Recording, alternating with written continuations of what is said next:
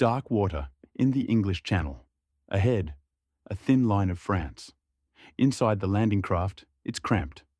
Wet jackets cling to skin. Some hands shake, from cold or from the quiet knowledge that not everyone will return. They were Canadians. Many of them were young. They had trained for one thing: land, push forward, do the job, and come back. But at Dieppe, on August 19th, 1942, everything goes wrong. As the first light cuts through the mist, German machine guns are already waiting, and the shingle beach is not a place where plans survive. And yet, even on this day, the bloodiest day of the war for Canada, they will hold together in the way people do when they refuse to abandon one another, not because someone promised an easy victory, but because their own are beside them.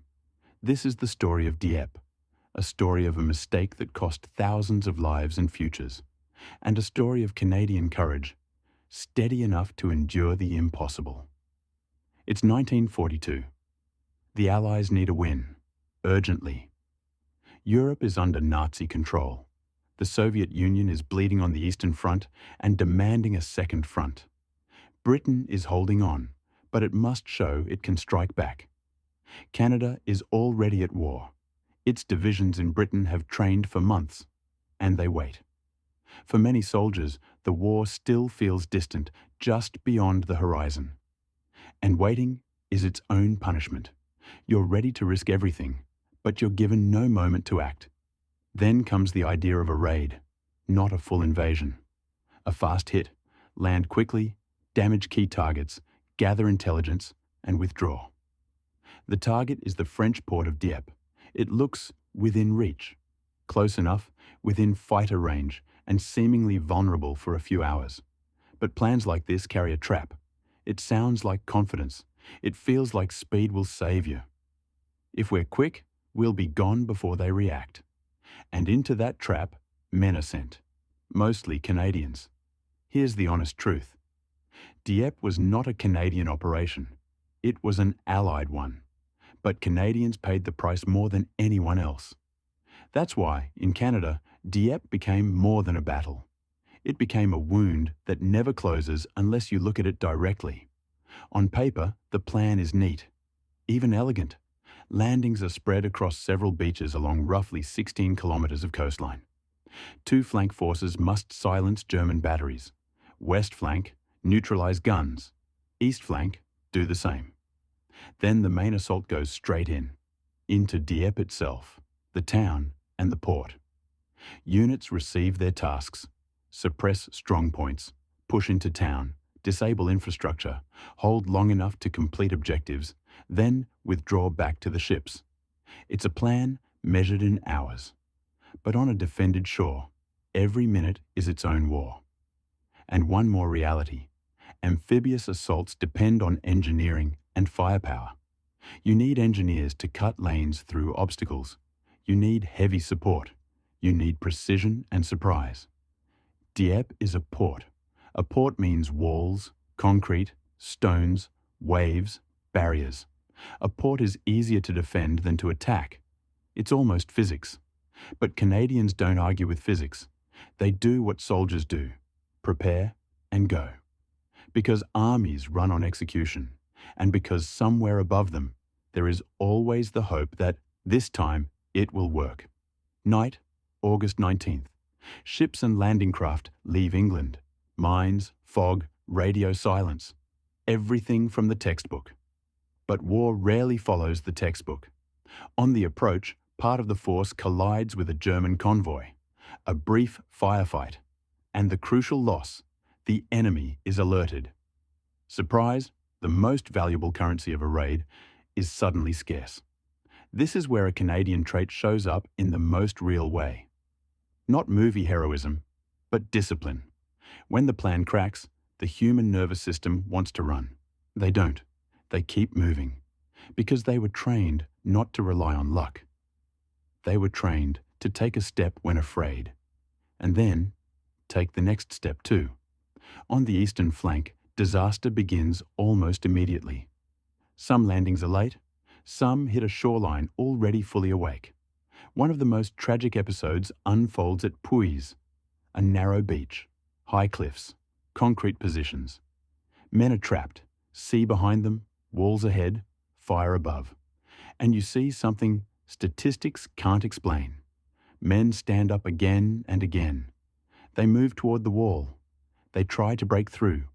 They try to pull the wounded back. They try to do the impossible, because they don't know how to abandon each other. This isn't attacking for the sake of attacking. It's fighting to survive together, to keep order where order should not exist. This is where the legend of Dieppe is born. Not a legend of victory, but a legend of endurance. When everything is against you, and you still remain soldiers. The main landing hits Dieppe head-on. Red and white beaches, a strip of shingle, a seawall, obstacles, strong points. German fire rakes the shore from both sides, and the town becomes a fortress. Canadian infantry leave the craft and step into a corridor of fire. Water up to knees, then waists. Weapons heavy. Men fall. Others rise and drag them clear. This is the moment where it's easy to slip into cheap heroics. But the truth is harder and stronger, because courage is not a speech. Courage is doing the job when you know the odds are small. Tanks come ashore, the Calgary Regiment. They were meant to give momentum, crush lanes open, help the infantry. But shingle, obstacles, and the seawall break the mechanics. Some tanks bog down. Others cannot get beyond the beach. Instead of a breakthrough, you get steel pinned under fire like a target. And still, crews keep firing, shielding the infantry, buying seconds. Their mission isn't to save the tank. Their mission is to help the men exposed on open ground. Small groups do manage to enter the town. Sometimes dozens, sometimes fewer. They move along streets and walls, where every doorway is danger. They keep advancing as they were trained. Short rushes, covering each other. If you want Canadian heroism, it's here. Not in a clean victory, but in the refusal to collapse into chaos. They remain units. They remain comrades. Even when the line is nothing more than a shingle beach. West of Dieppe at Pourville, the fight looks different. There, Canadians do push toward their objectives. They meet resistance, confusion, heavy fire. But where terrain allows, they do the job. This is where a name becomes a symbol. Charles Merritt, a commander who keeps men together when everything wants to fall apart. Not by speeches, but by action. He leads, organizes, returns into fire again and again. And there is another kind of courage. Quiet, almost invisible. Chaplain John Weirfoot. He isn't required to assault like an infantryman, but he goes to the wounded, again and again. For hours, he helps evacuate casualties, steadies men on the edge of breaking. And in the end, he does something hard to fit into military logic. When he has a chance to leave, he stays. To remain with those who will become prisoners. Because for him, his own do not end at the waterline. That is Canadian strength worth showing. Not only how they fight, but how they carry responsibility inside the fight. After a few hours, the truth is unavoidable. The raid is failing. A heavy word. Failing. Because thousands are still on the beach. And for them, failure is not politics. It is survival. Withdrawal is ordered. And withdrawing under fire can be harder than attacking. Attack gives you the illusion of control. You move forward. Withdrawal is a fight for every man you can drag into a boat. Landing craft approach and take hits. The sea takes men as indifferently as bullets do. But Canadians keep pulling the wounded. Keep covering each other. Keep doing the impossible. Because the alternative is something they will not accept. And again, no cheap speeches. A hero is not someone who feels no fear. A hero is someone who feels fear and stays. After Dieppe, numbers sound like a cold report. But behind each number is a name. Of the 4,963 Canadians who embarked, roughly 2,210 returned. Casualties were about 3,367, killed, wounded, or taken prisoner. Canada's official figures include 916 dead and around 1,950 prisoners. These are not big numbers. They are whole battalions erased in a single day. And then, captivity. For many, Dieppe didn't end in August 1942. It continued behind barbed wire until the war ended. Yet even there, Canadians held on to something vital: dignity. Memoirs of prisoners are full of pain, but often carry a stubborn line: we held. This is why Dieppe matters for the future, because it reminds us victories are not made by slogans. Victories are made by people, and by decisions that must protect them. People argue about the lessons of Dieppe. Some say this disaster forced the Allies to rethink landings, that after Dieppe it became clear: you cannot seize a heavily defended port head-on. You need engineering solutions, heavier support, a different logic of assault. Others say those lessons could have been learned without paying this price. Both perspectives deserve to be heard. Because debate is part of memory. It's an attempt to make the next decision smarter than the last.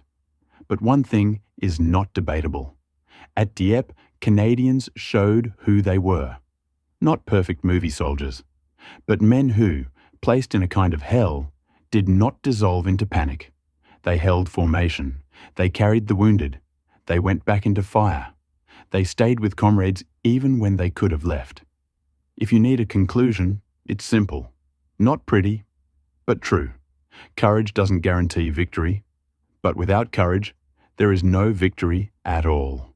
And when we say Dieppe, we are not celebrating a catastrophe. We are honouring people who did everything they could in an operation where everything they could was still not enough. They were Canadians, and this was their hardest test.